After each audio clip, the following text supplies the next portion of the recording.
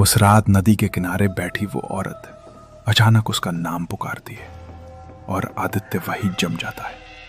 ठंडी हवा के बीच उसकी सांसें तेज हो जाती है, क्योंकि उस सुनसान जगह पर उसका नाम कोई नहीं जान सकता था। रात के लगभग 2 बजे थे और नदी का पानी अजीब सी आवाज कर रहा था, जैसे कोई उसमें धीरे धीरे चल रहा हो। आदित्य की नजर उस औरत पर टिक जाती है। सफेद कपड़े, झुका हुआ सिर और लंबे बिखरे बाल। वो समझ नहीं पाता कि यह सच है या उसका वहम।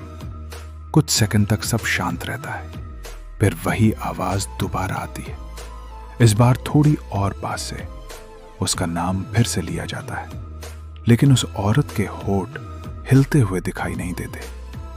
आदित्य धीरे धीरे पीछे हटने लगता है, लेकिन उसकी नजर उस औरत से हट नहीं पाती।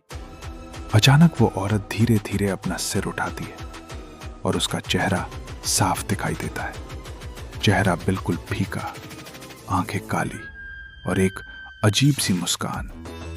आदित्य का दिल तेजी से धड़कने लगता है। उसे याद आता है कि वो यहां क्यों आया था। 3 दिन पहले उसे एक पुरानी डायरी मिली थी, जो उसके नए किराए के कमरे में रखी हुई थी। उस डायरी में हर पन्ने पर एक ही जगह का जिक्र था, यही नदी किनारा।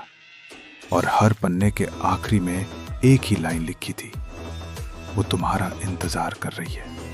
आदित्य ने पहले इसे मजाक समझा था, लेकिन जैसे जैसे वो डायरी पढ़ता गया, उसे महसूस हुआ कि उसमें लिखी बातें उसके जीवन से जुड़ी हुई थी, जैसे कोई उसे बहुत पहले से जानता हो। और आज वो उसी जगह खड़ा था। अचानक नदी का पानी तेज होने लगता है। हवा में ठंडक बढ़ जाती है।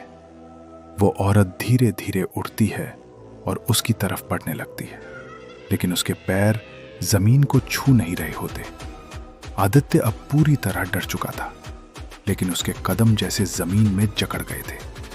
जैसे ही वो औरत उसके करीब आती है, उसकी मुस्कान और गहरी हो जाती है और फिर वो अचानक उसके बिल्कुल सामने रुक जाती है। कुछ पल के लिए सब कुछ शांत हो जाता है और तभी आदित्य को अपने पीछे किसी की हल्की सी आहट सुनाई देती है।